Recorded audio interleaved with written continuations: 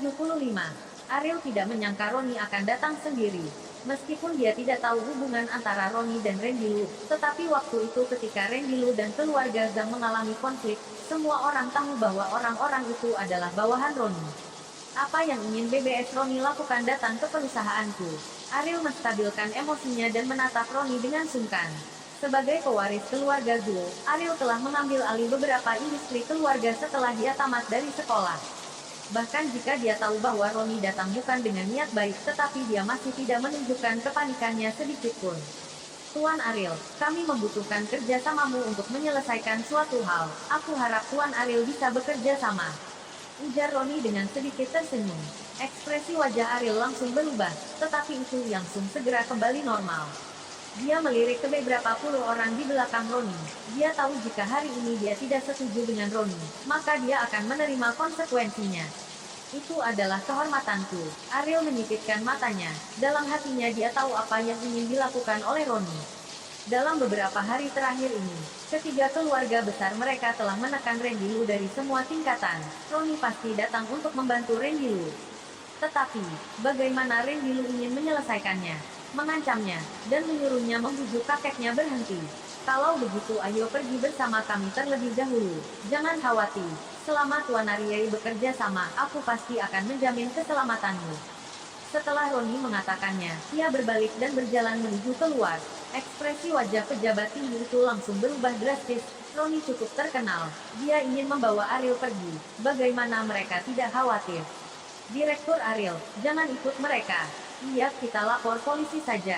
Aku tidak percaya pihak polisi tidak akan mengabaikan hal semacam ini. Iya, ini sama saja dengan tindakan penculikan. Ariel melambaikan tangannya dan menghentikan semua orang. Roni bukan preman biasa. Lapor polisi tidak hanya tidak akan berguna, tetapi sebaliknya, akan membuatnya kesal. Pada saat itu malah akan semakin gawat. Tenang saja, aku akan pergi dengan mereka. Mereka tidak akan berani melakukan sesuatu kepadaku. Setelah Ariel mengatakannya, dia berjalan keluar dari perusahaan. Perusahaan keluarga Zhang. Meskipun Kevin Zhang didiskualifikasi sebagai pewaris, tetapi ia masih menjabat sebagai manajer penjualan di perusahaan. Tuan muda Kevin, menurutmu apakah Randy Lu kali ini bisa bertahan? Pada saat makan siang, wakil manajer bertanya dengan penasaran. Waktu itu Randy Lu langsung membakar gedung perusahaan mereka. Itu merupakan kerugian besar bagi keluarga Zhang, dan itu juga merupakan kerugian besar bagi banyak pejabat tinggi. Setelah mendengar bahwa tiga keluarga besar bergabung untuk melawan Randy Lu, yang paling bahagia adalah para karyawan keluarga Zhang. Bagaimana dia bisa bertahan? Memangnya kenapa jika dia memiliki LKK Technoscience, bukankah perusahaan Wijaya pada akhirnya juga dibubarkan? Ujar Kevin Zhang dengan acuh tak acuh. Jika berbicara tentang kebencian antara dia dan Randy Lu seharusnya yang paling besar. Randy Lu pernah membuat keluarga Zhang mengalami kerugian sebesar triliunan. Dia membuatnya kehilangan hak sebagai ahli waris. Jika ada kesempatan, dia malah ingin membunuh Randy Lu dengan tangannya sendiri. Iya, pada saat itu, perusahaan Wijaya membuat 4 keluarga besar kewalahan. Meskipun LKK Technoscience mengatakan ingin menginvestasikan 100 triliun untuk membangun taman sains dan teknologi terbesar di wilayah barat daya, tetapi itu belum terbentuk kekuatan dan pengaruh mereka jauh tidak sebanding dengan perusahaan Wijaya pada waktu itu. Wakil manajer mengangguk dan menganalisisnya. Kevin Zhang mengangkat gelas anggur dan meminumnya. Dia berkata, bocah itu terlalu merajalela.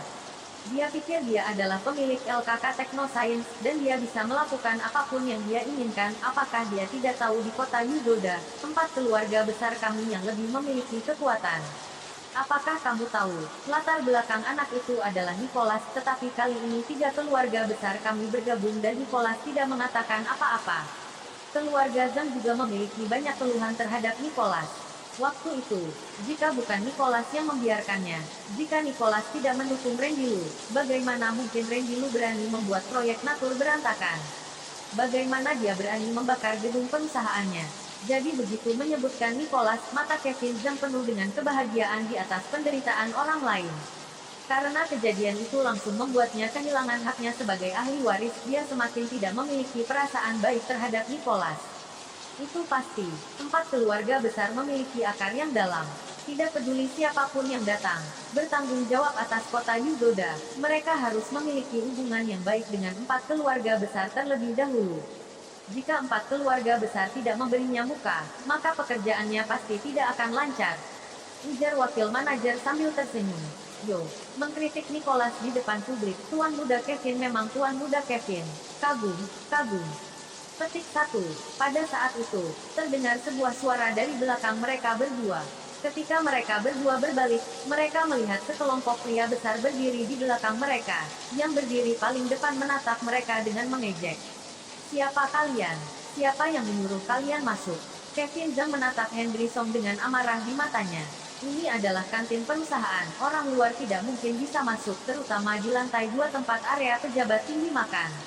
Pada saat ini, beberapa penjaga keamanan berjalan ke sana dengan terlatih-tatih, tidak ada yang berani memprovokasi Henry Song dan yang lainnya.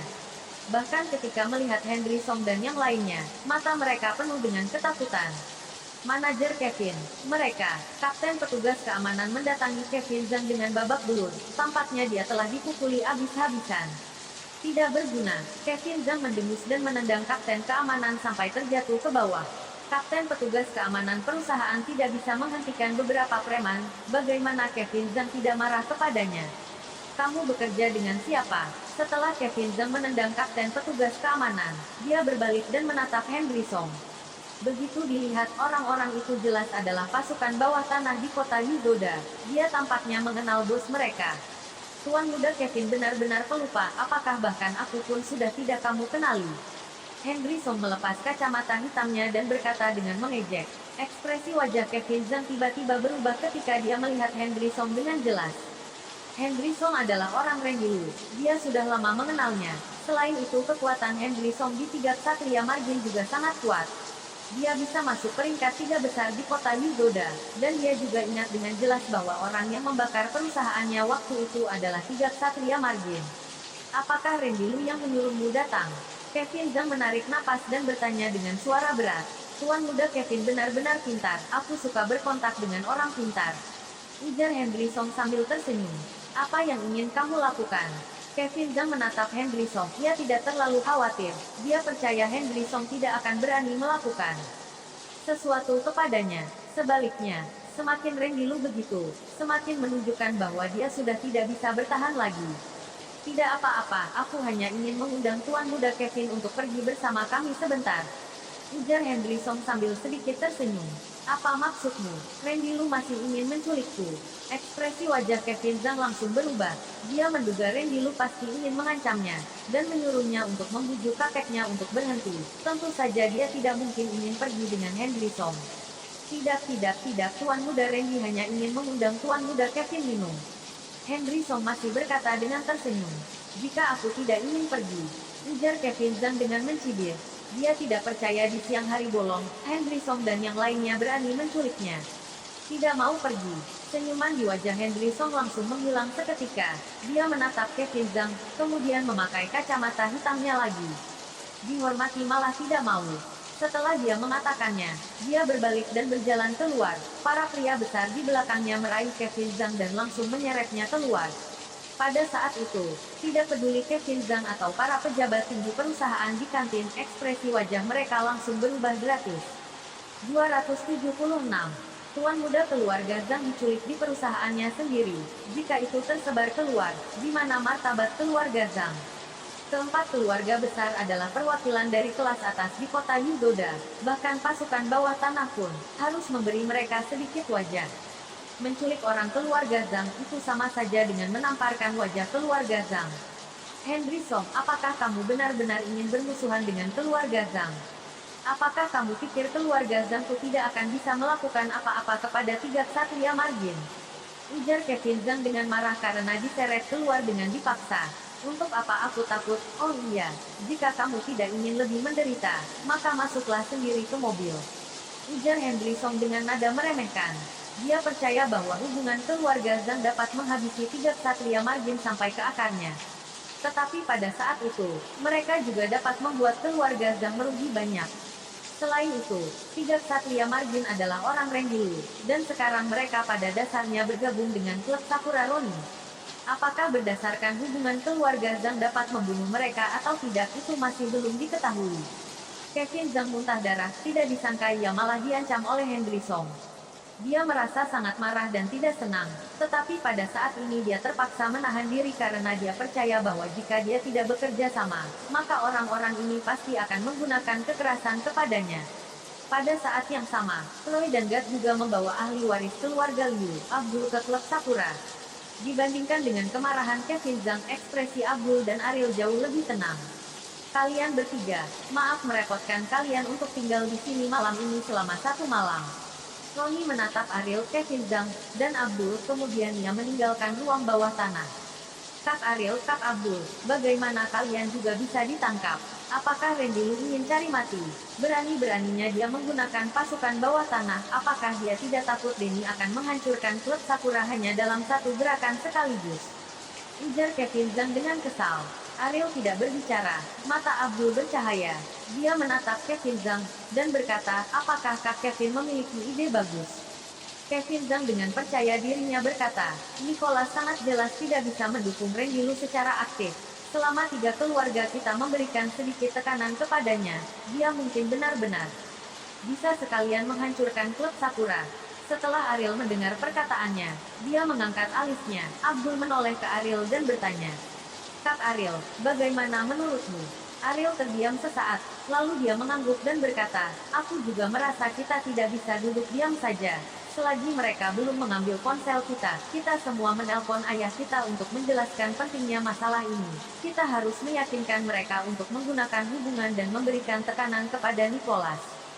Dia juga merasa ini adalah peluang.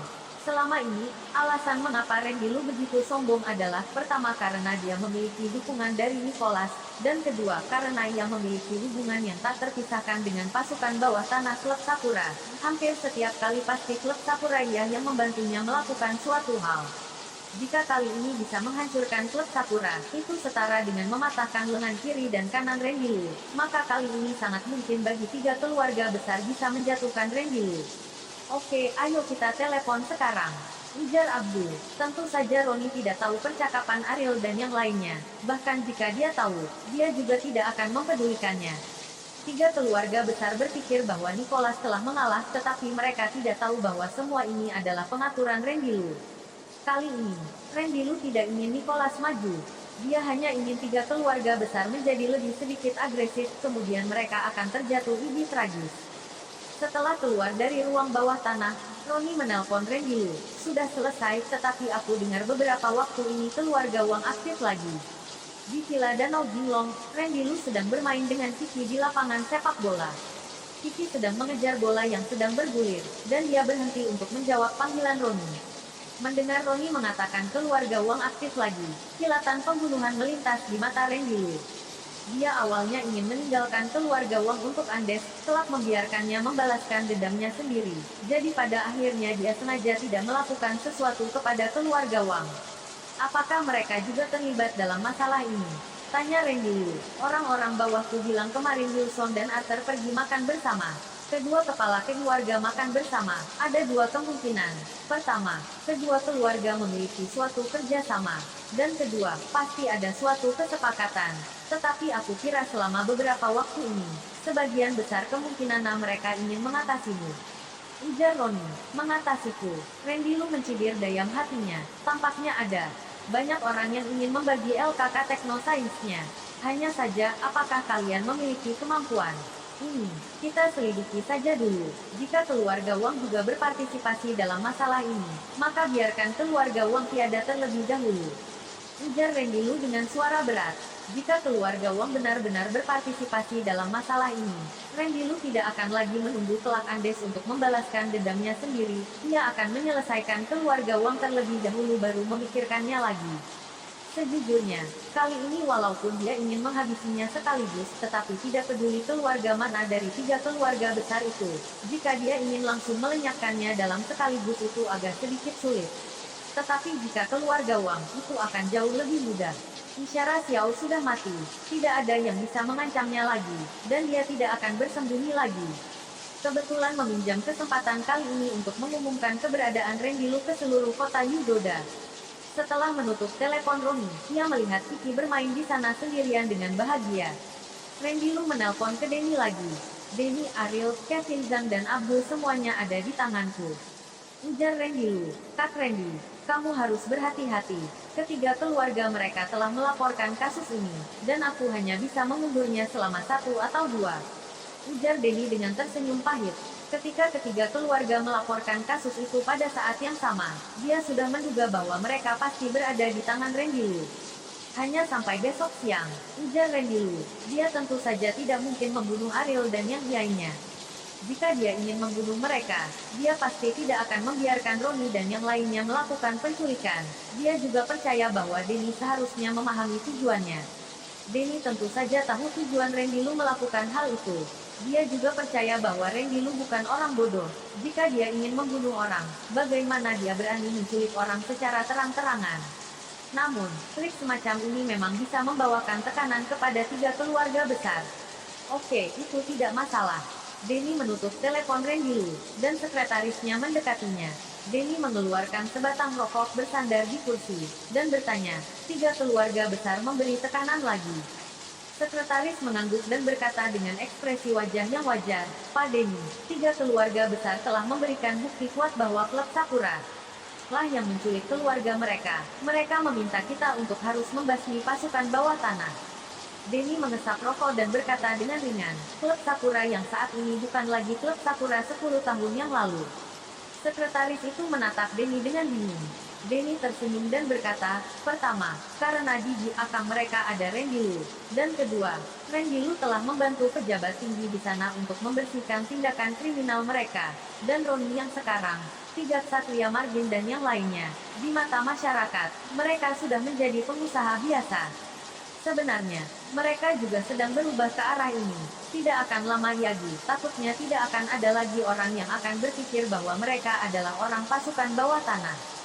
277. Maksud Jenderal Denny adalah meskipun ketiga keluarga besar itu memiliki bukti yang cukup kuat yang bisa memastikan mereka untuk menghapus semua bukti itu, namun kita tetap tidak boleh menyentuh mereka. Kata sekretaris itu, baguslah kalau kamu mengerti, kamu tidak perlu khawatir tentang ketiga keluarga besar itu. Tundalah waktu selama 2 hari. Jikalau mereka tidak puas, mereka akan pergi mencari Nicholas dan tidak ada hubungannya dengan kita. Intinya kamu harus ingat, masalah tentang klub Sakura. Kita tidak perlu ikut campur sama sekali jika Randy belum jatuh dan Nicholas belum memberikan perintah, kata Denny. Baik, aku mengerti, kata sekretaris sambil mengangguk lalu meninggalkan tempat itu. Setelah sekretaris itu keluar, Denny lalu duduk dan menghadap keluar jendela. Dia melihat panasnya matahari di luar sana sambil merokok dan berbicara pada diri sendiri. Oh, ketiga keluarga besar, kalian mungkin terlalu meremehkan Randy, mungkin kali ini kalian semua akan segera berakhir. Ketika Denny mengatakan itu, di saat yang bersamaan Darius Zhang dan beberapa orang lainnya masih memblokir pintu gedung perusahaan Wijaya. Beberapa orang itu membawa kursi masing-masing dan duduk di depan perusahaan Wijaya. Seluruh karyawan LKK Technoscience tidak bisa keluar masuk lagi. Perlakuan pemblokiran gedung perusahaan ini benar-benar sangat menjijikkan, namun Darius dan beberapa orang lainnya tidak menghiraukannya sama sekali. Ketika Darius dan 3 orang lainnya melihat ada beberapa wartawan, dia pun berkata, suruhlah mereka segera mulai. Pria muda itu mengangguk lalu pergi menemui wartawan itu dan memberi aba-aba kepada mereka. Wartawan itu lalu mencari seorang lelaki tua dengan sembarangan dan langsung mewawancarainya. Pak Tua, kamu orang mana? Kenapa kamu memblokir pintu depan LKK Technoscience? Tanya seorang wartawan wanita kepada salah seorang lelaki tua di sampingnya. Kami merupakan bagian dari Rawstone Association. Ketua LKK Technoscience mewakili Rawstone Association Yugoda pergi menghadiri acara batu judi di offshore. Jelas-jelas mereka bisa menjadi juara di pertandingan itu. Namun mereka malah menyerah dan membiarkan orang lain mendapatkan juara pertama itu. Ini benar-benar membuat seluruh rakyat Yugoda malu. Jadi, mereka harus memberi sebuah penjelasan kepada kami dan juga penjelasan kepada seluruh orang yang berminat pada batu judi di Yugoda ini, kata pria tua itu. Ternyata seperti itu ya. Kalau begitu ketua LKK Technoscience benar-benar keterlaluan. Dia memang harus meminta maaf kepada kita atas hal ini, kata wartawan wanita itu dengan serius. Ekspresi wajah Wolf, Jesse dan beberapa orang lainnya langsung berubah drastis ketika melihat adegan itu. Benar-benar keterlaluan. Beberapa orang tua itu sangatlah tidak tahu menalu, kata Jesse dengan emosi. Dia tidak menyangka kalau ketiga keluarga besar itu mengundang wartawan untuk menyebarkan berita ini. Benar-benar keterlaluan. Aku juga tidak menyangka kalau ketiga keluarga besar itu ternyata seperti ini, kata Wolf sambil mengerutkan kening. Jikalau masalah ini dipublikasikan oleh para wartawan, maka Randy akan semakin dikambing hitamkan.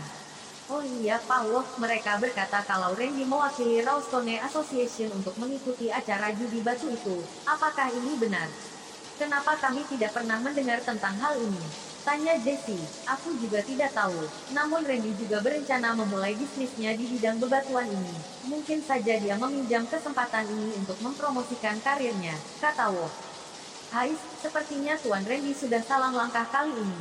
Dia seharusnya lebih fokus pada LKK Technoscience. Sekarang merupakan titik terpenting dari perkembangan LKK Technoscience. Dia tidak seharusnya menghabiskan waktunya di bidang lain, kata Jessie. Benar, namun yang aku khawatirkan apakah masalah ini bisa segera selesai, kata Wolf dengan penuh kekhawatiran. Ketiga keluarga besar itu seketika membuat masalah dan bisa dikatakan kalau mereka terlalu tiba-tiba.